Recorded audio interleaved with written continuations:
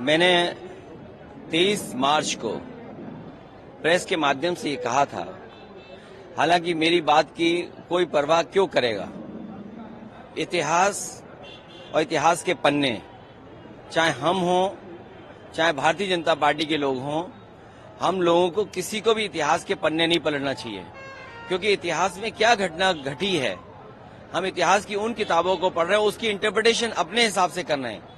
Bharatiya Janata party ने जब भी इतिहास के पन्ने पलटे हैं तो वो पन्ने पलटे जिससे उन्हें पॉलिटिकल लाभ क्या हो सकता है और राजनीतिक लाभ के साथ साथ नफरत किससे फैल सकती है, कौन राजा था, कौन महाराजा था, किसने क्या किया, वो इतिहास की बात है। आज हम आगे बढ़ने की बात करें और जो रामजिया सुमन जी के साथ घटना हुई है निंदनीय है, दुखद है। एक दलित सांसद जो बहुत ही अनुभवी हैं, बहुत सीनियर हैं, उनके घर पर तब अटैक होना जब मुख्यमंत्री वहीं पर हैं। इसका मतलब मुख्यमंत्री जी की सहमति से हुआ है।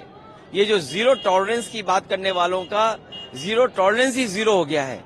बिना उनकी सहमति के, बिना उनकी जानकारी के ये कैसे संभव है कि उसी जिले में वो हैं और सांसद पे के घर पर अटैक हो गया हो।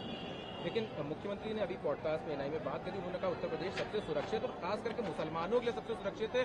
अगर उन्होंने ये भी कहा कि जहाँ पे 100 मुसलमान हैं वहाँ 50 हिंदू सुरक्षित नहीं, लेकिन 100 हिंदू हैं तो वहाँ मुसलमान सुरक्षित है। लखनऊ जैसी राजधानी में एक महिला जो अयोध्या से चल करके बनारस में नौकरी के लिए इंटरव्यू के लिए गई और वापस अपने भाई के घर आई, उस महिला के साथ बलात्कार हुआ, उसका सामान लूट लिया गया, उसकी हत्या कर दी गई। सरकार ये दावा करती थी कि महिलाओं के प्रति कोई भी घटना नहीं होगी। उसके बाद सरकार को मजबूरी में अपना परसेप्शन, अपनी छवि सुधारने के लिए इनकाउंटर करना पड़ा। लेकिन इनकाउंटर से क्या असर पड़ा, दूसरी महिला फिर हत्या कर दी गई। इसी तरह बलिया में एक लड़की लटका दी गई, मार करके, हाथ बांध करके। इलाहाबाद में एक बेटी के साथ बलात्कार और घटना हुई। कौन सा जिला नहीं है जहां पर इस तरह की घटनाएं न हो रही हैं। और फिर उन्हीं के सहयोगी दल के विधायक ये कहते हो कि भ्रष्टाचार पुलिस का है, थाने में लूटा जा रहा है, बेईमानी हो रही है। न केवल बस्ती का विधायक कह रहा है ये बात, आगरा के विधायक ये बात कह रहे हैं, और गाजियाबाद का जो विधायक है उसने तो यहां तक कहा कि जिस तरीके से अधिकारी लूट रहे हैं और अधिकारियों को वो चुनौती देते हैं कि अगर उन्हें गोली मारनी है, अगर दूध पिया हो तो उनके सीने पे गोली मार के दिखा दो, और एक विधायक उनकी कुर्सी छीनने के लिए तैयार है। तो ये जो सब कुछ हो रहा है, उस सब को छिपाने के लिए मुख्यमंत्री जी इसी तरह की भाषा बोलेंगे, इससे भी ज्यादा कड़वी भाषा बोलेंगे, इससे भी खराब भाषा इसलिए बोलेंगे क्योंकि वो विदाई का समय आ गया है। इतने वर्षों में उन्होंने कुछ काम नहीं किया, 8 साल की कोई उपलब्धि बड़ी नहीं है, बेरोजगारी बढ़ गई, महंगाई बढ़ गई, भ्रष्टाचार बढ़ गया। इन्हें अपने खास अधिकारी को उसके खिलाफ कार्रवाई करनी पड़ी, और सोचिए कब कार्रवाई कर रहे हैं, 8 साल बाद। ये केवल एक अधिकारी नहीं है, ऐसे तमाम वो अधिकारी हैं जिन्होंने उत्तर प्रदेश को लूटा, क्योंकि भारतीय जनता पार्टी ने जनता को गुमराह किया, जनता को धोखा देकर सरकार बना ली।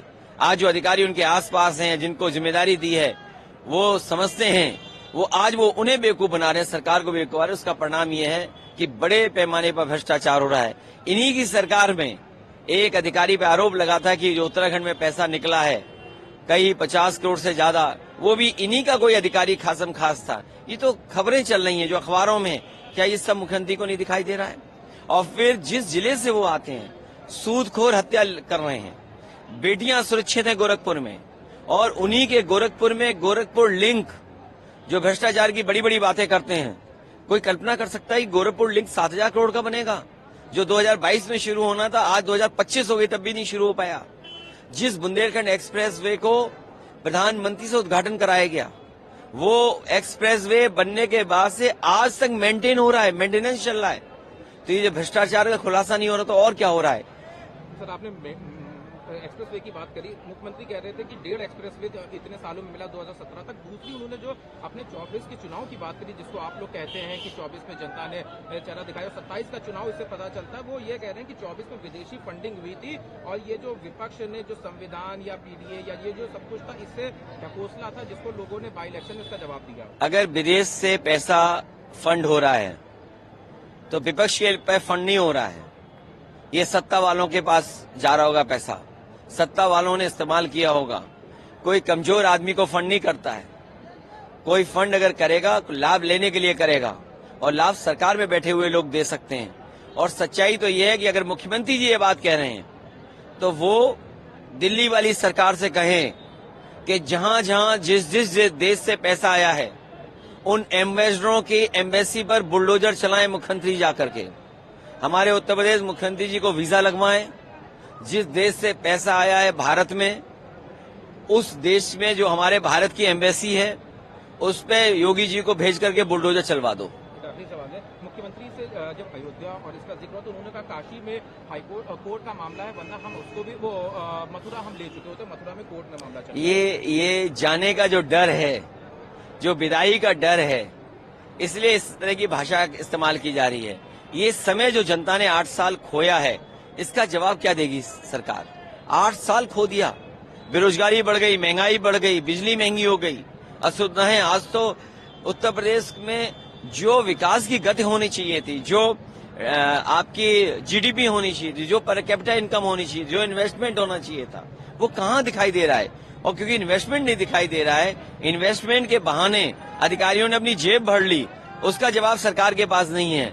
सरकार के पास जवाब नहीं है कि उनके अधिकारी उनके नीचे बैठ के लूट रहे थे उत्तर प्रदेश को, जिसकी वजह से उत्तर प्रदेश में कोई निवेश नहीं आया।